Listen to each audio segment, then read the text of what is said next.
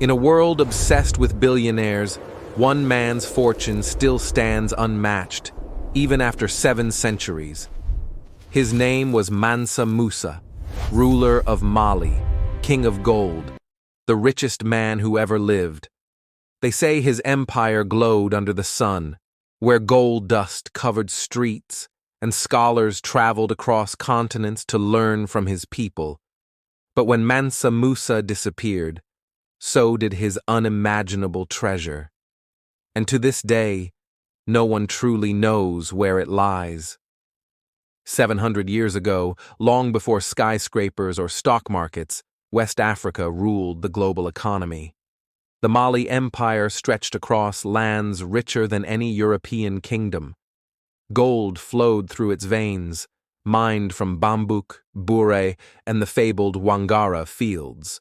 The Niger River was its lifeline, carrying trade and power through Africa's heart.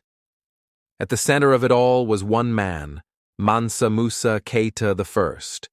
Crowned in 1312, he inherited an empire built on gold, salt, and faith. But under Musa, Mali became more than a kingdom. It became a civilization, enlightened, powerful, and prosperous beyond measure. In 1324, Mansa Musa embarked on a journey that would make history, the pilgrimage to Mecca. But it wasn't a journey of faith alone. It was a declaration of power. 60,000 men marched with him. 12,000 servants carried bars of gold. Each camel bore hundreds of pounds of treasure. Along the way, they built mosques, fed the poor, and traded gold like sand. When he reached Cairo, the Egyptian capital, Mansa Musa gave away so much gold that its value collapsed. For a decade, Egypt's economy struggled to recover. Never before, and never again, did the world see wealth like his. But Mansa Musa's true legacy wasn't just gold, it was knowledge. Upon returning from Mecca, Musa built Timbuktu, a city that would rival the world's greatest centers of learning. He founded mosques, libraries, and the University of Sankore, where over 700,000 manuscripts were written on medicine, astronomy, mathematics, and theology. For centuries, Timbuktu stood as Africa's beacon of knowledge, long before Oxford or Harvard ever existed. This was a time when Africa was not just rich in gold, but in wisdom, innovation, and pride. But as with all great empires, wealth attracts envy. After Mansa Musa's death, Mali began to fracture. His sons and generals fought for power. Neighboring kingdoms rose. Trade routes shifted, and the empire's golden age faded into dust. Then came the outsiders. First the traders, then the slavers, then the colonizers. Africa's gold, once a symbol of strength, became a curse. But what about the treasure? The fortune that Mansa Musa didn't spend on his pilgrimage. Historians and explorers have searched for it for centuries.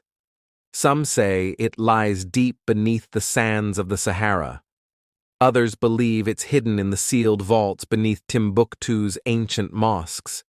Unconfirmed tales speak of tribes guarding a secret cave, overflowing with gold dust, artifacts, and manuscripts sealed in time.